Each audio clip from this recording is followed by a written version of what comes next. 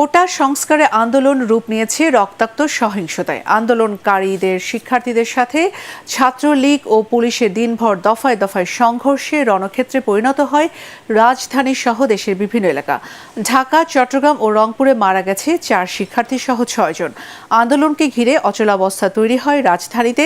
মহাখালীতে রেল যোগাযোগ বন্ধ করে দেয় আন্দোলনকারীরা।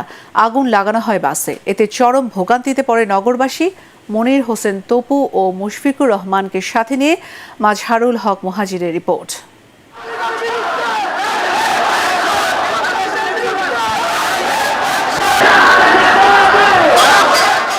পূর্ব নির্ধারিত ঘোষণা অনুযায়ী বিক্ষোভ সমাবেশের উদ্দেশ্যে দুপুর থেকেই জড়ো হয় কোটা সংস্কার আন্দোলনের শিক্ষার্থীরা।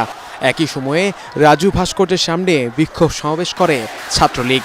ক্যাম্পাসের আশেপাশে চলে ছাত্রলীগ আর আন্দোলনরত শিক্ষার্থীদের ধাওয়া পাল্টা ধাওয়া। আগুন দিয়ে পুড়িয়ে ফেলা হয় ছাত্রলীগের 2 নেতাকর্মীর মোটরসাইকেল।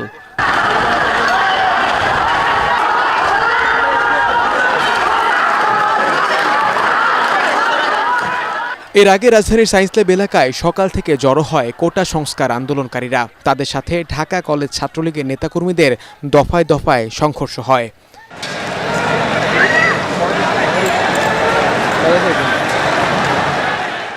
এতে আহত হয় বেশ কয়েকজন। পরে হাসপাতালে আহত অবস্থায় মৃত্যু হয় অজ্ঞাত 2 জনের। আমাদের উপরে রডটার মধ্যে বুলেটটা লাগছে, লাগার পর আমার গায়ে লাগছে। হ্যাঁ,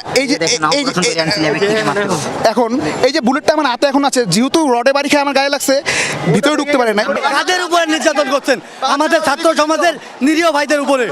চানখারপুল এলাকায় বিকেলের দিকে সংঘর্ষের ঘটনা ঘটে।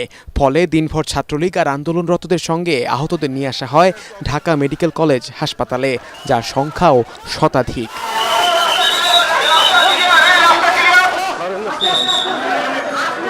পরে সন্ধ্যায় বৈষম্য বিরোধী আন্দোলনের একটি অংশ বিশাল বিক্ষোভ মিছিল বের করে দোয়েল চত্বরে যায়।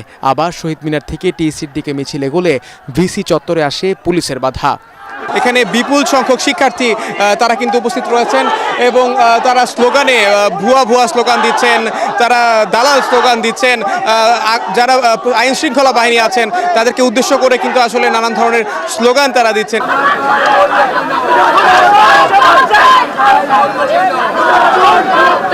এ সময় পরবর্তী কার্যক্রম ঘোষণা করেন বৈষম্য বিরোধী ছাত্র আন্দোলনের অন্যতম সমন্বয়ক হাসনাত। যৌক্তিক আন্দোলনে আমরা দেখেছি ছাত্রলীগের যেভাবে মধ্যযুগীয় বর্বর কায়দা নির্যাতন চালিয়েছে, টোকায় এনে বহিরাগত এনে, এবং আমরা দেখেছি যে যারা যুবলীগের রয়েছে, আমরা এটাতে শঙ্কিত।